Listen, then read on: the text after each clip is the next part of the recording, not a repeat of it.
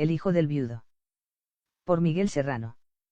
Cuando los niños nazcan con los ojos abiertos, se aproximará el fin del mundo. Hesiodo. La catástrofe. Hoy es el día 25 de diciembre del año 2002, de la era judeocristiana. Los católicos celebran el nacimiento de un niño Dios, al que llaman Jesús y que será luego el Cristos. Por casi 20 siglos esto se ha venido imponiendo, insistiendo, creyendo. Para los que nacieron y vivieron en esta creencia, parecería imposible pensar que no fue cierto, que nada de esto sucedió, que ese edificio templo milenario se construyó sobre una mentira cuidadosamente elaborada en sus comienzos y luego modificada y proyectada por el arquetipo. Y es precisamente ahora, después de 2000 años de haber impuesto al mundo ario de Occidente el más terrible sentido de culpa por el asesinato de un hombre Dios y, en su nombre, haber destruido viejas culturas y civilizaciones paganas, aquí en América y en todo el orbe, que esos mismos manipuladores, que esclavizaron el alma de casi toda la tierra, anuncian que nada fue cierto, porque los fundamentos de esa historia, de ese cuento, nunca existieron. Y para ello se apoyan en las investigaciones arqueológicas y antropológicas más recientes.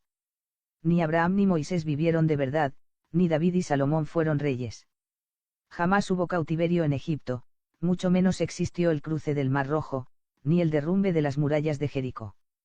Es decir, todo el Antiguo Testamento es una invención, o una falsificación. No hubo 12 tribus de Israel, ni nada semejante. Jamás un imperio ni patria judía en Palestina.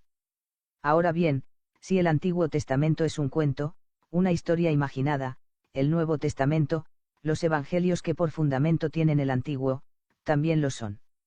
Si no existió Abraham, ni Moisés, ni las tablas de la ley, ni los 10 mandamientos, menos habrán existido José, María ni Jesús de Nazaret. Los evangelistas fueron los autores de una telenovela, como se diría hoy, o bien, unos hábiles políticos, conspirando para derrumbar los imperios egipcio, persa y romano, pudiendo así imponer a una minoría, una tribu como de gitanos, sobre el resto de los animales de 2 patas, valiéndose de la astucia y la mentira. Los rabinos nos cuenta la prensa que la Sinagoga Unificada del Judaísmo Conservador de Estados Unidos, en un documento oficial, cuestiona las aseveraciones del Antiguo Testamento.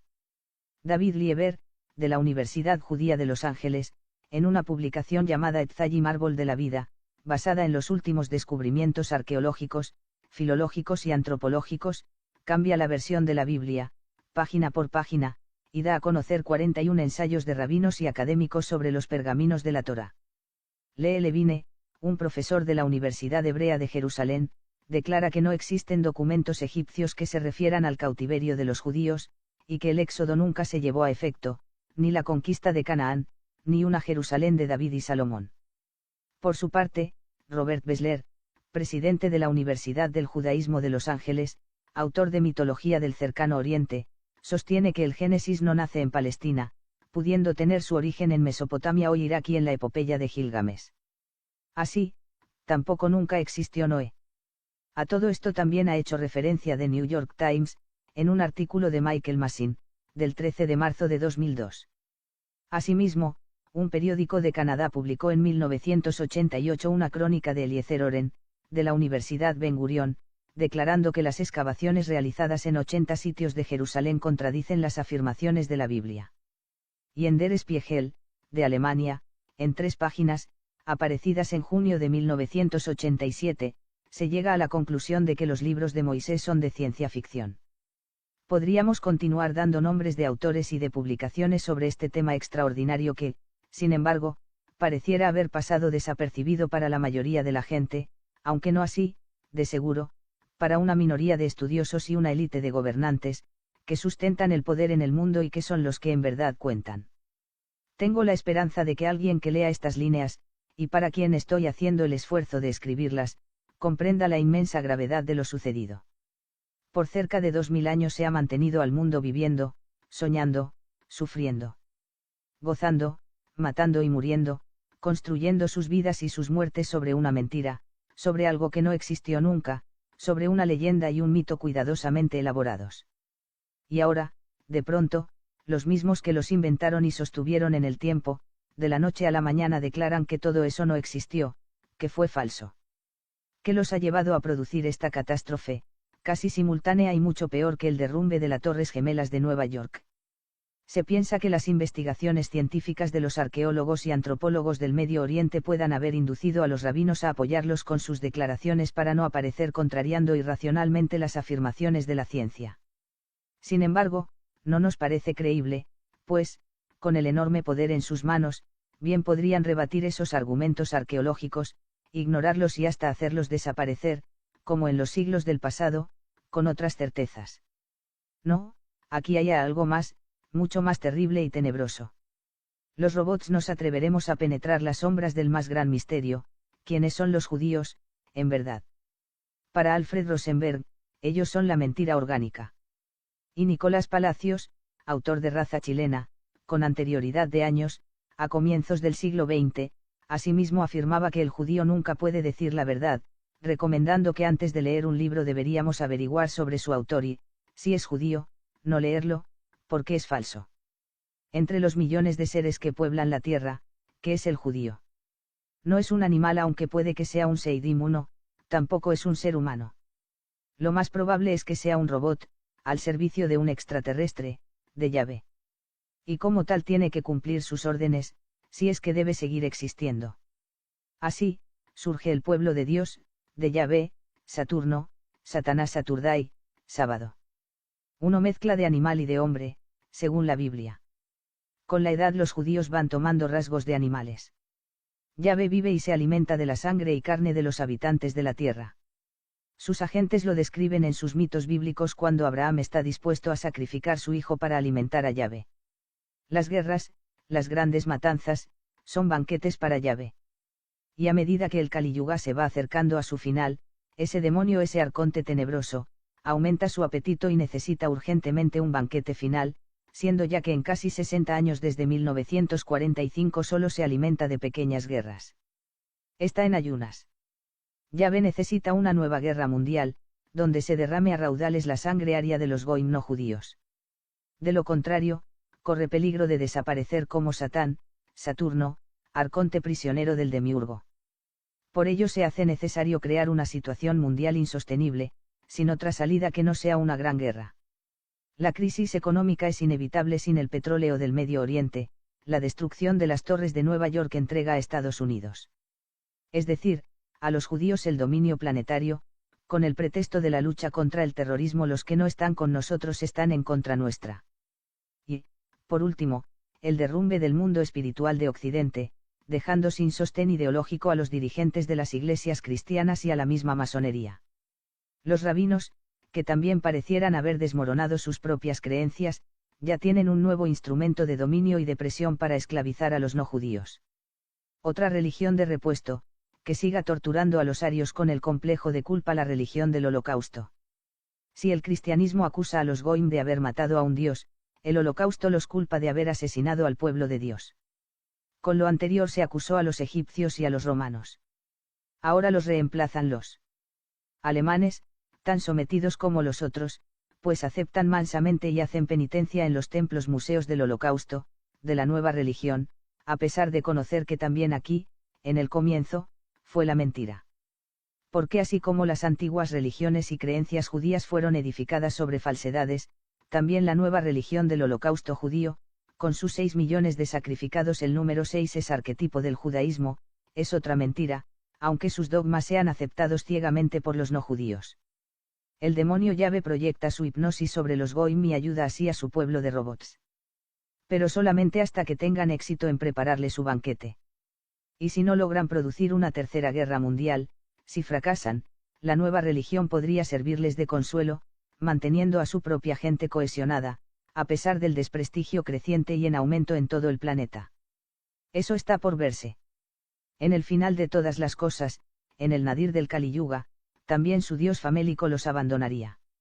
Los cristianos uno deberá preguntarse si todo fue una mentira, si 2000 años se construyeron sobre leyendas y mitos, qué sucede con las catedrales románicas y góticas, con la maravillosa música de Bach, con las pinturas de Miguel Ángel y de Leonardo, creadas sobre esos mitos, cómo es posible, y los santos y los místicos, un San Juan de la Cruz, una Santa Teresa, un San Francisco de Asís, un Ignacio de Loyola y el mismo Padre Pío, todo para nada, todo inútil.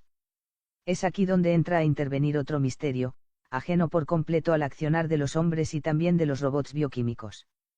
Es la acción extraña del arquetipo y de su encarnación, o reencarnación, en la tierra. Ya Paulo de Tarso, quien no conoció a Jesús, debió echar mano del mitraísmo para montar su cuento cristiano. Y se le aparece y lo posee el arquetipo del Cristos griego, que no es otro que la encarnación del Horus y de los Iris egipcios, del Krishna hindú y de la Vatra de Visnú y de Siva. Luego, y ya instalada la Iglesia de Roma, a través de los papas visigodos, merovingios y sajones, también Botán de los germanos hace su aparición, crucificándose en el leño cristiano, como antes lo estuvo en el árbol de la vida pagano, el Yggdrasil de los Sternsteine. A través de los distintos concilios se va creando la dogmática, que incorpora pequeños trozos o indicios de la revelación arquetípica, ocultando las esencias, por desgracia. Nunca sabremos a ciencia cierta si una minoría eclesiástica guardó para sí el hilo secreto del misterio, como un culto iniciático, capaz de transmutar, redimir y salvar a esa minoría en el momento de la crisis máxima del futuro. El cristianismo esotérico en India nace un niño predestinado, su nombre es Krishna Cristos. Avisado el tirano Kansas de que este niño pondrá su reino en peligro, manda matar a todos los que nacieron en ese día. Su madre, advertida a tiempo, logra salvarlo, escapando hacia la ciudad de Brindavan. La influencia de la India ha sido decisiva en toda la Europa suroriental y en el Medio Oriente africano. El mismo Egipto faraónico habría sido fundado por emperadores hindúes, según el conde de Gobineau. Las huellas, muy visibles hace 2000 años, fueron borradas por los judíos, los cristianos y los musulmanes. En Nazaret, de Galilea, nace un niño, de nombre Yeshua. Avisado el tirano Herodes de que algún día pondrá en peligro su reino, manda matar a todos los niños nacidos en ese día. Su madre lo pone a salvo. La historia del héroe del cristianismo es un sincretismo, un palimpsesto de varias personalidades y sucesos de los que se echa mano, mezclándolos. Posiblemente la vida de un celote, hijo de Judas de Gamala, guerrillero en contra del Imperio Romano, que habría sido ajusticiado, quizás crucificado. Luego, un maestro esenio, influenciado por el budismo, que predica el amor y la igualdad en las regiones del Mar Muerto. Del mitraísmo, muy popular entre las legiones romanas, se apropiarán las ceremonias del pan y del vino, de los banquetes al dios Sol, que luego serán la misa de Mese, cosecha, dedicada al dios Padre. También el gnosticismo de Alejandría aportará el concepto de demonio demiurgo, extraído de una mitad del dios Abraxas. Y del Tao y la Tantra, de China e India, procede el concepto y la práctica de la resurrección de la carne. Si en un comienzo todo esto fue hecho por los hombres, genialmente elaborado y planificado, alguien los inspiró, los usó, alguien que sabía. O bien, el arquetipo, desde fuera, desde lejos, de arriba, o de abajo, de la tierra interior, del alma de la tierra. Porque la historia se repite, ya lo hemos visto, en distintas partes del mundo y en tiempos apartados. Y si en un comienzo puede que un maestro conociera el secreto de la iniciación que la revelación incluye, luego, y muy pronto, éste se oculta a la gran masa y desaparece, al parecer para siempre, aun para esa minoría. De lo que se trata es de la recuperación de una totalidad perdida, del hombre total, del yo absoluto del Selbst de Nietzsche y de Jung, del Unus Mundus. Al comienzo se dice yo y el Padre somos una misma persona. Yo y Brahma, el Gurú y Brahma. Pero a medida que se avanza en el difícil sendero y el yo se va haciendo consciente del Selbst, o sea, de su cuerpo astral, actualizándolo, haciéndolo visible, ampliando así su yo, totalizando su persona, aspirando al yo absoluto, se aproxima a la separación del Padre, lo que se logra con la muerte mística, o sea, la crucifixión, el desprendimiento consciente en el cuerpo astral revivificado, lo que se experimenta como una muerte voluntariamente aceptada y provocada del yo consciente. Racional. Y entonces, Jesús es Cristos, el yo absoluto, con una superconciencia, unido a Cristos, al Selbst, al sí mismo. Y le dice al buen ladrón que es también Hércules, que roba las manzanas de oro en el jardín de las Hespérides, y es Parcival, que roba el Graal, porque todo esto, a esas alturas del tiempo involucionado de Hiperbórea, equivale a un robo, y la totalidad solo se puede ya robar, le dice esta noche en la noche se desprende el astral, tú y yo estaremos a la diestra de mi Padre, sí, porque ya no se fusionará con el Padre, ya no se perderá en Brahma. Ya es sí mismo para siempre. El Padre y yo no somos una misma persona. Y hasta es posible que pueda iluminar la oscuridad del Creador. Tras la muerte vendrá la resurrección de la carne, que es la salida en el astral, mientras el cuerpo físico queda como muerto botan, en el árbol Yggdrasil, a los 9 días. Pero también es la resurrección efectiva del cuerpo en la tumba, la materialización del cuerpo astral, Jesús Cristo, a los 3 días, cuando abren la tumba y la encuentran vacía. El mago ha sido capaz de reabsorber la energía de la carne y traspasarla a su cuerpo astral, revistiéndolo de una substancia roja verja indestructible, inmortal. El hombre ha dado a luz a su cuerpo sutil, astral, el Hijo del Hombre, como se llamó a Jesús Cristo. Jesús se ha unido a Cristo, siendo el Bodhisattva, un resucitado que permanece en la tierra para ayudar a sus discípulos, sin entrar aún en el nirvana. Cuando se abría la tumba de los antiguos magos taoístas, tampoco se hallaba un cuerpo sino una espada. Era Excalibur, porque habían vencido en el combate por la recuperación de la inmortalidad. En la leyenda cristiana es hermoso el relato de la peregrinación de Emaús. Después de la muerte de Jesús Cristo, los discípulos marchan entristecidos y recordando al Maestro. De pronto, un hombre se les junta y empieza a hablarles, usando las mismas palabras de Jesús. Ellos se extrañan, pero no lo reconocen porque los resucitados no son iguales a los vivos, el astral solo se parece al cuerpo físico, tiene los lados cambiados, y las pupilas de los inmortales son cuadradas. Y es solo durante la cena cuando lo descubren, por la manera de partir el pan. Entonces le dicen: «¿Tú eres el Maestro?».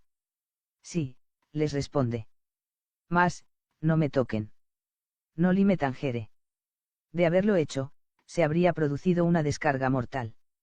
Así, Cristos, por un tiempo, fue también un bodhisattva en la tierra. Se dice que por 40 días después de haber resucitado su cuerpo, para entrar con él en la eternidad. Este número está tomado del libro de los muertos egipcio. No se crema a los magos. Siempre me llamó la atención en India que a los más altos yogis no se les cremara. Cuando el Siddha el Divya pierde en Hiperbórea la capacidad de plasmarse y desplasmarse, lo que produce el hundimiento y la desaparición de Hiperbórea y de su edad dorada, los arios empiezan a cremar a sus muertos. Así liberan más pronto al astral no resucitado en vida y ofrecen o devuelven la energía del cuerpo, por medio del fuego, al sol. Sin embargo, a los más desarrollados hierofantes y a unos pocos virias héroes no los creman, sino que los entierran en el polvo, o en sarcófagos de encina. ¿Por qué van a resucitar? En lugar del cuerpo, se encontrará una espada. También en India 6 a yogis enterrarse vivos por una semana, para volver a despertar. Pero no es lo mismo. Se trata más bien de la imitación de la verdad, de imitar la resurrección. Con la llegada del cristianismo se prohíbe la cremación y se entierra a todos los muertos, con lo cual se ignora un rito exclusivo.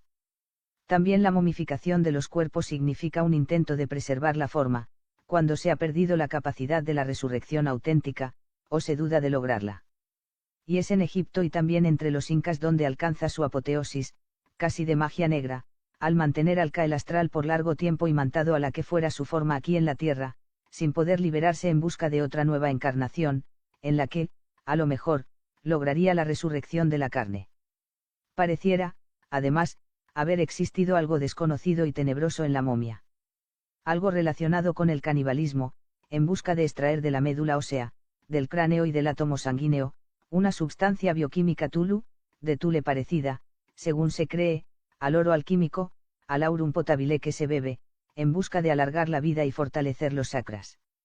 Los miembros de la secta secreta de la Universidad de Yale, School Ibones, a la que pertenecen presidentes y dirigentes de Estados Unidos, deberán conocer al respecto. Con la prohibición de cremar y la generalización del entierro, se confunde todo entre los arios cristianizados.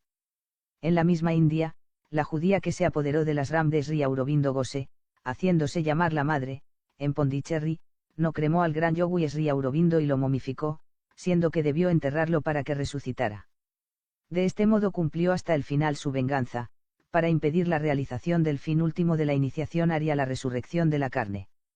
La salvación he tratado de explicar, de descubrir, lo que pudo ser la iniciación cristiana, o lo que podría llegar a ser, como el único medio de que una minoría se salvara a sí misma y salvara todo aquello que el arquetipo introdujo como a hurtadillas, por entre los engranajes del judaísmo, del pecado y la dogmática. De este modo, también, las grandes catedrales, la Anunciación de Leonardo, el mismo Moisés de Miguel Ángel y el arte de la fuga de Bach serían proyectados. Y no todo habría sido en vano, un simple juego inexistente, un esfuerzo hecho por nada, una ilusión. Y así, el golpe mortal de la revelación última de la no existencia de los fundamentos de la doctrina judeocristiana, habrá sido neutralizado de la única manera posible revelando el esoterismo cristiano, para beneficio de una minoría, que es la sola que puede salvarse al final de los tiempos. Pues ya nada se conseguirá tratando de retornar a la más antigua doctrina, anterior al Concilio Vaticano II, como pretenden algunas tendencias del catolicismo contemporáneo. Todo aquello fue culpable, precisamente, de la vulnerabilidad del edificio milenario. Leonardo da Vinci, la Anunciación. Hay que rescatar aquello que el arquetipo ha pronunciado en voz muy baja, como un susurro, no para que todo el mundo lo escuche, sino siempre a media voz, para una minoría oculta, tal vez en los conventos benedictinos, algunos jesuitas, o los mismos dominicos, que en un tiempo crearon la Inquisición.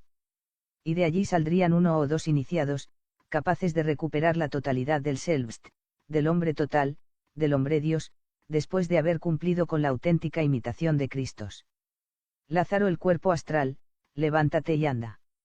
Tras la crucifixión, o muerte mística, mágica, donde el yo se ha hecho consciente de sí mismo y se separa para siempre del Padre, no es reabsorbido y disuelto en Brahma sino que se sienta a su diestra y le es posible resucitar con la carne, revistiéndola de verja inmortal y uniéndola al cuerpo astral, haciéndolo visible a voluntad, pero sin tocarlo noli me tangere. Y así se ha dado a luz al Hijo del Hombre. Por esto, sabiéndolo o no sabiéndolo, cuando los antiguos papas hablaban ex cátedra se referían a sí mismos como nos, diciéndonos, el Papa yo unido al astral, el Selbst, pues ya eran uno, en la iniciación crística, heredada de Wotan, de Odín, de Mitra, de Manes y, sobre todo, de Siva. Y cuando así hablaba, el Papa era infalible. El cristianismo ario cuando el profesor Carl Gustav Jung se refería al cristianismo, diciéndome que Cristos y el Selbst eran uno, cuando me mostraba su anillo gnóstico, indicándome la transformación que él hiciera en el símbolo, para cristianizarlo, cuando se alegraba por la proclamación del dogma católico de la Asunción de la Virgen.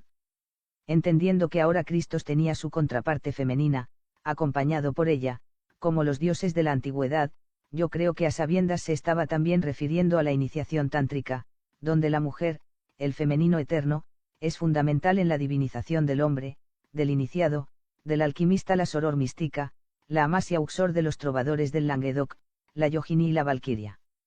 En esta hora crítica de nuestra civilización, para poder movernos en estos complejos territorios, usando términos y conceptos comprensibles solo por una minoría, se hace imperioso tener que recurrir al lenguaje aportado por Jung, el único que se ha aproximado a las esencias, impidiéndole dar el último paso solo su profesión de psicólogo, su ascendencia protestante y su filiación masónica. Él no reconoció el cuerpo astral. Pareciera no haber sabido que el Selbst, el Self, el sí mismo, es el cuerpo astral. Sin embargo, nos habló del arquetipo y, aunque nunca nos dijo claramente qué entendía por arquetipo, ya que no era el concepto platónico, refiriéndose más bien a un revestimiento de los instintos, su representación visual, por así decirlo, al final de sus días, en el prólogo que me diera para mi libro Las visitas de la reina de Saba, declara, por primera vez, que el arquetipo no es un producto del inconsciente, con lo que, sin decirlo abiertamente, lo está aproximando a los dioses paganos de la antigüedad.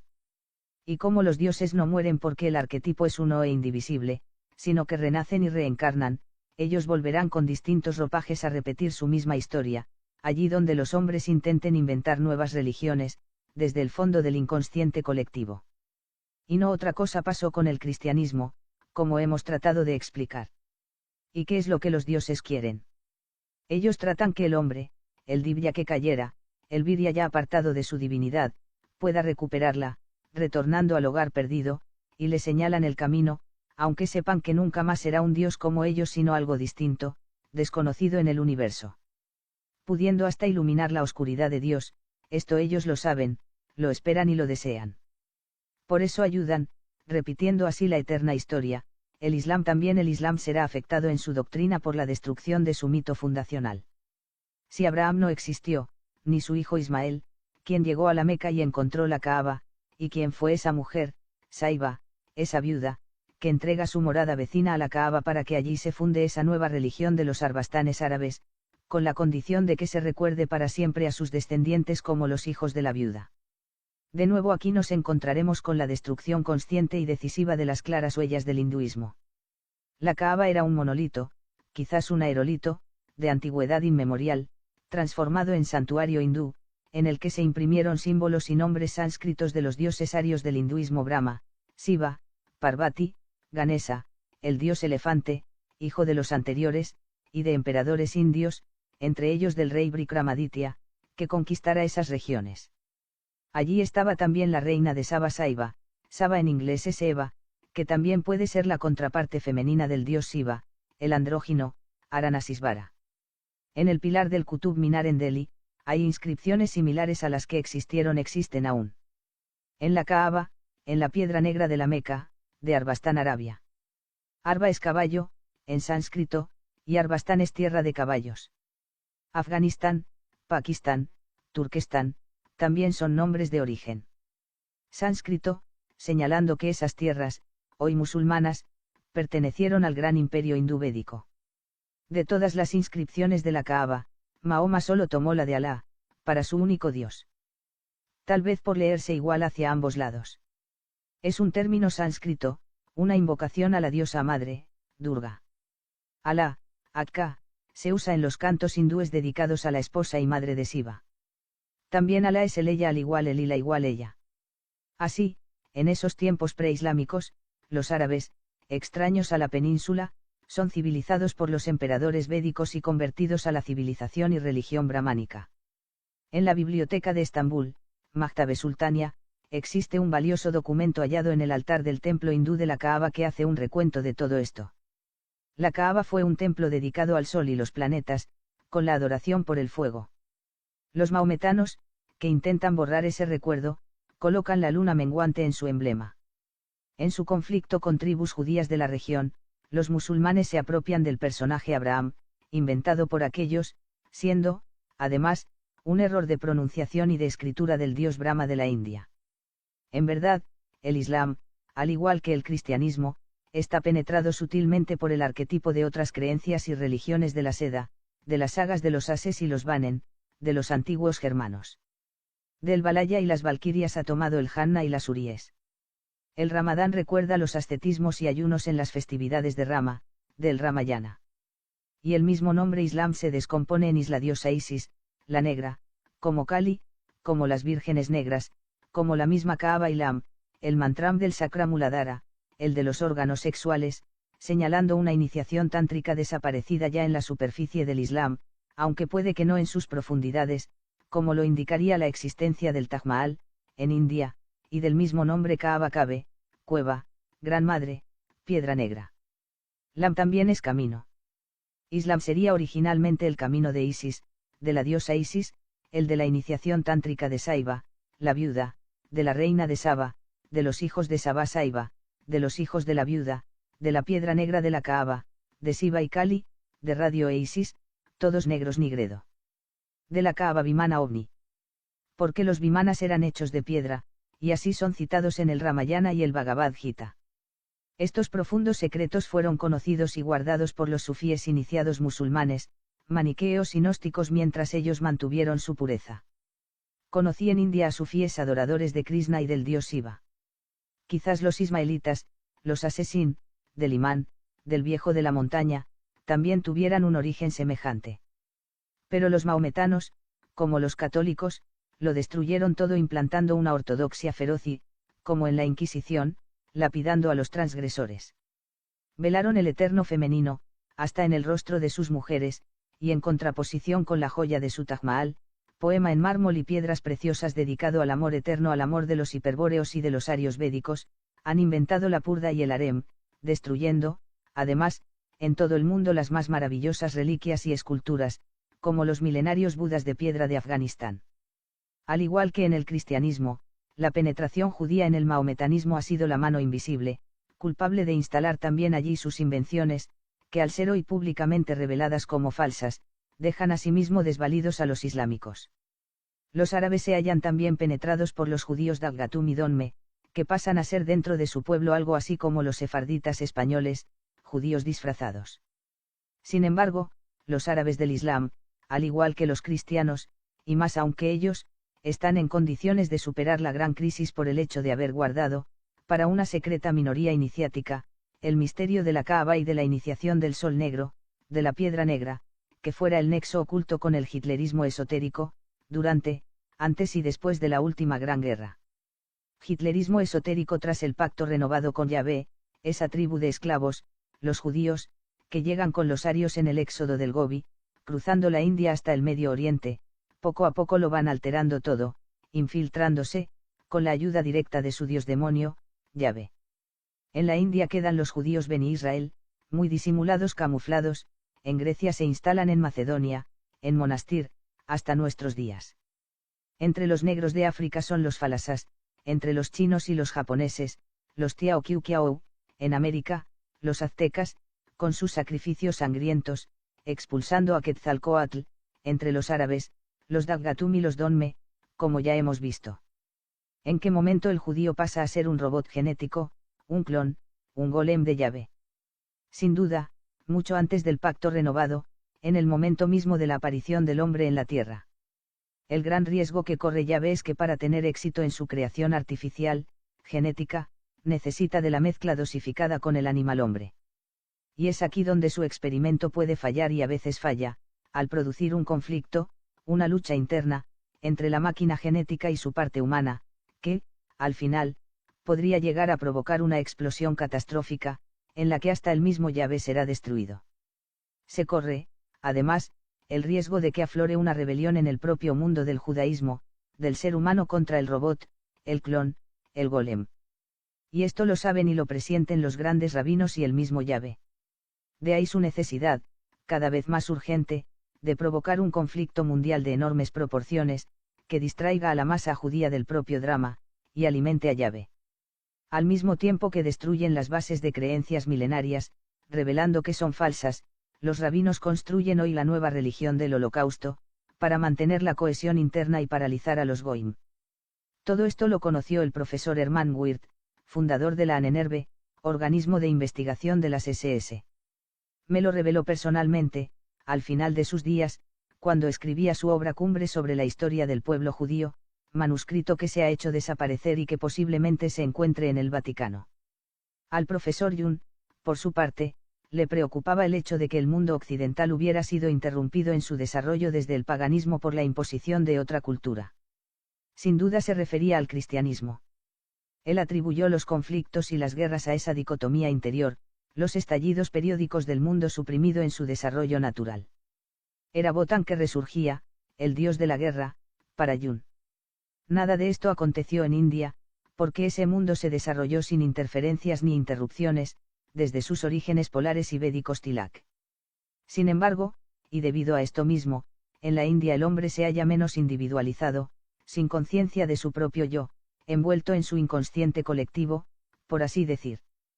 Por eso, como los perros y los gatos, el indio jamás se aburre. El aburrimiento es producto del yo, incapaz de crear nuevos entretenimientos, de inventarlos a cada rato. En cambio, el inconsciente está inmerso y viviendo las creaciones milenarias, en contacto permanente con sus dioses, que le hablan. No está, además, solo sino unido a todo su pueblo, que piensa igual, cree igual, vive igual. Es el inconsciente colectivo. Un hindú es igual a otro, al revés del occidental, cada uno diferente. Además, Jung me declaraba que los indios no piensan las ideas. Las ideas se les aparecen. Únicamente los occidentales, los europeos, crean las ideas, las producen. A lo menos así lo sienten. Y esta habría venido a ser la compensación por el conflicto interno, producto de la imposición del cristianismo en el mundo pagano, esto lo digo yo, al interrumpir su natural evolución. La conciencia de sí mismo, la aparición del yo. Caso único en todo el universo. Como también único en la historia de la Tierra es el extraordinario suceso del hitlerismo, que hace posible que un pueblo, consciente de sí mismo, retome a voluntad, o sea, de un modo racional, la evolución interrumpida del universo pagano y lo incorpore de un modo natural al cristianismo esotérico, por decirlo de este modo, uniendo a Wotan con Christos, porque ambos son una misma persona, un mismo arquetipo, un mismo Dios. Recrear el superhombre. Hitler dijo: quien vea en nuestro movimiento solo un partido político, no ha entendido nada. Es mucho más, es la voluntad de recrear el superhombre. Recrearlo, porque el superhombre no es un estado humano en una evolución biológica del futuro, como se piensa pudo creerlo Nietzsche. El superhombre existió en el pasado y se perdió. No hay evolución sino involución. Para conocer sobre la cosmogonía del hitlerismo remito al lector a mi libro Manu. Por el hombre que vendrá, al capítulo Cosmogonía revelada y sus diagramas explicativos.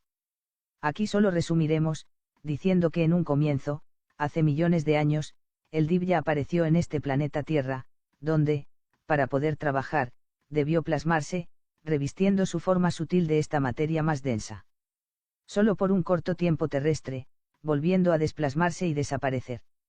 Y así, continuamente, hasta que, por un acontecimiento extraño, por enamorarse de las hijas de los hombres, el Divya pierde la capacidad de desencarnarse y queda prisionero de la materia terrestre, hasta olvidar su verdadero origen, perdiendo sus poderes, junto con el funcionamiento de uno de los lados de su cerebro, instrumento creado para el trabajo de la mente invisible en este otro plano.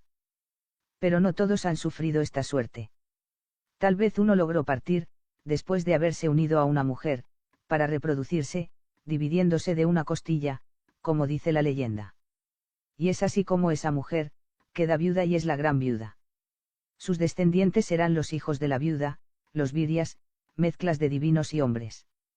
Los hijos de la viuda vivirán en su esencia, como Abraxas, la íntima tragedia de un destino conflictivo, pudiendo dirigirse en ambas direcciones, hacia arriba o hacia abajo.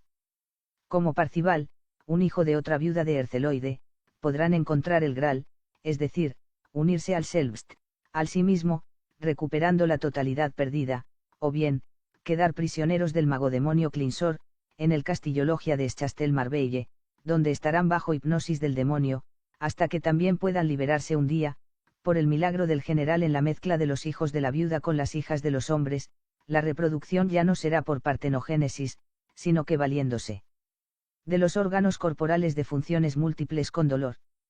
El Virya perderá cada vez más la memoria de su origen, fortaleciendo un yo terrestre, producto único también del conflicto de la mezcla de dos mundos contrapuestos. Y ya no habrá más salida que la ayuda que aún pueda aportarle el dios arquetipo, el Divya, y cada vez menos, por causa de la mezcla de las razas, inducida y propagada por el demonio Satán Saturno Yahvé y su robot genético, el judío. El hijo del viudo. Vamos a tocar el centro del misterio de todos los misterios. ¿Qué pasa con Lucifer, el Lucibel de los cátaros, porque abandona a los que ha traído a la tierra? Por Lilith. Es la mujer divina, la que primero rompe el huevo cósmico, donde era una con Lucifer, por curiosidad, por cognocer y para oponerse al demiurgo, culpable del Big Bang. Lucifer la sigue, en busca de recuperar su contraparte, su eterno femenino. La reencuentra y la pierde aquí en la tierra. Se ha dicho que a Lilith también la conoció Adán, antes de Eva. Usamos estos nombres para facilitar el difícil relato y por ser personajes arquetípicos, ya que esta historia se repite eternamente, luego con Avaris, el hiperbóreo, y a Yowine, en Grecia, y hasta en mi propia vida, en Chillichile ver el tomo 2 de mis memorias de Elillo. Lilith también es la reina de Saba. El amor de Lucifer y Lilith a igual sin, mor igual muerte, sin muerte hace posible que se recupere a voluntad la totalidad de los opuestos, de los pares de opuestos, dentro de cada uno, en la unión con su animus masculino, Lilith, y con su ánima femenina, Lucifer, para usar la terminología de Jung. Cada uno se desposa con su propio self-style. Es posible dar a luz el verdadero hijo del hombre y de la mujer que es parido por el hombre, el cuerpo astral, el cuerpo sutil, andrógino, el Siva Aranasisvara. Para ello, Lucifer ha debido quedar viudo de Lilith, aquí en la tierra, y embarazado de ella, dando a luz el hijo del viudo, el cuerpo astral, con el rostro de la amada que, al revestir un cuerpo terrestre, por un corto tiempo hará posible la aparición de una casta de héroes guerreros en este mundo, luchando por redimir al resto de los virias, de los hiperbóreos y los arios, prisioneros e hipnotizados por el demiurgo, con la ayuda de Satán Saturno Yahvé y de sus robots genéticos, los judíos, como ya se ha dicho. Y los hijos de la viuda, son el resultado del contacto mental de Eva y un extraterrestre, su primer esposo, que luego parte, dejando la viuda. Por partenogénesis ella da a luz a un Viria, al que la leyenda bíblica llama Caín. Los otros hijos de Eva serán paridos con dolor, tras la desviación de Kundalini, la serpiente. Los descendientes de Caín, los cainistas, son los hijos de la viuda que propagan en un comienzo el gnosticismo de Gnosis, cognocer, y también el esoterismo de Memphis Misraim, del antiguo Egipto. Mas ellos también serán penetrados por el judaísmo, en las logias masónicas, que en siglos muy posteriores pasan a ser centros del satanismo, culpables y promotoras de la Revolución Francesa, de la llamada independencia de América, del marxismo y del actual mundialismo. Es allí donde ahora se trabaja por la creación del robot Mesías de Israel, el último clon Golem, que regiría el mundo esclavizado del final del Kali Yuga, con sede de su imperio en el sur del mundo, desde el paralelo 40 hasta la Antártica. Sin embargo, con la destrucción de la mitología y la leyenda judías, también ellos deberán ser afectados, ya que ni el templo de Salomón, con sus columnas de Urim y Tumim III ni su gran arquitecto, Hiram, ni toda su simbología judeo-masónica, nunca existieron. También, para una pequeña minoría de masones no habrá más salvación que retornar al origen oculto, resucitando el misterio de los orígenes 4 y, al igual que los cristianos y los musulmanes, comprender que no pueden luchar con los hijos del viudo, porque un hijo de la viuda podría también llegar a transmutarse en un hijo del viudo. 3. Al parecer este es un lapsus de Serrano, ya que las columnas masónicas las denominan Yaquín y Boaz, siendo los nombres mencionados por Serrano adornos de los sacerdotes del Antiguo Testamento. 4. Los constructores de menhires y cromlechs de la prehistoria y sus herederos, los grandes arquitectos arios de la Edad de la Piedra. La Orden Negra SS. Debemos corregir la creencia de que las SS fueron fundadas solo para ser un cuerpo de protección del Führerschutzstaffel, aunque así aparecieran para el gran público. Los verdaderos fundadores de la Orden y del nacionalsocialismo, donde el mismo Himmler fue un personaje secundario, pretendieron otra cosa. La esvástica levógira, por ejemplo, que gira en dirección contraria a la rotación de la Tierra y señala el retorno a la hiperbórea polar, nos revela que se trata de remontar la involución del hombre, recuperar el superhombre, el hombre total, el hombre Dios, el Divya de los orígenes. Es también la esvástica del Bo, del Tíbet prebúdico. SS significa Huarce Sonnen, Huarce Steine, el sol negro de los tibetanos y de los hiperbóreos, de los ainos, y la piedra negra de la Kaaba. También el uniforme negro, la calavera y los huesos cruzados, son una clave secreta distinta a la de Skull y Bones, de esa extraña hermandad, ya referida. En el cráneo y en los huesos se encuentra esa sustancia misteriosa, Tulu, pero no para comerla en la antropofagia, sino para incorporarla mentalmente al astral, de modo que facilite la resurrección de la carne. El hitlerismo esotérico conoció sobre el esoterismo cristiano y el islámico, y fue desde ahí que se entendió con el muftí de Jerusalén y con el Papa Pío XII, quien vivió teniendo a su lado a una monja alemana su soror mística, vio los discos volantes del hitlerismo y, seguramente, sabía que la virginidad de María era posible, por haber parido a Jesús tal como lo fuera Eva y como ésta diera a luz a Caín por partenogénesis, siendo preñada telepáticamente por un ser divino, un Divya, también. Su primer esposo. Es decir, por el ángel de Leonardo, con la mirada. Así, el Jesús de la leyenda sería también hijo de una viuda. En el templo castillo de Bewelsburg existió un grupo selecto de iniciados que practicaron un yoga occidental secreto, destinado a recuperar el superhombre, el hombre total, con sus dos hemisferios cerebrales en actividad. Yo estuve en el recinto subterráneo de Bewelsburg, con 12 pilares asientos de piedra, en torno a un espacio redondo, destinado al fuego, que se prendía para que ascendiera hasta una abertura en lo alto, con una esvástica levógira, el sol negro, el tubo astral, por donde debía salir el astral, el Hijo del Hombre, el que sería capaz de resucitar el cuerpo físico en la tumba del guerrero, las tumbas SS, con la runa Man, de la vida y poblar nuevamente la hiperbórea polar, en Neuchwabenland. La base hitlerista en la Antártica, en el mar de Weddell, en las tierras de la reina Maud, desde donde parten los superhombres hacia la estrella Venus y Aldebarán, en sus ovnis, o vimanas, es decir, en sus cuerpos astrales redondos y materializados, con verja indestructible, inmortal, plasmándose y desplasmándose a voluntad. Y el templo recinto subterráneo de Bewelsburg era una reproducción del templo solar del sol negro de la primera Kaaba, la preislámica y prevédica, la extraterrestre. Una lanza o flecha imaginaria unía el castillo de Beowulfsburg con las ruinas de los Sternsteine, estrella de piedra, piedras de las estrellas. Y allí se esculpió a Wotan, crucificado en el árbol Yggdrasil. Y también hay una tumba abierta, horadada en la roca, donde él resucitó.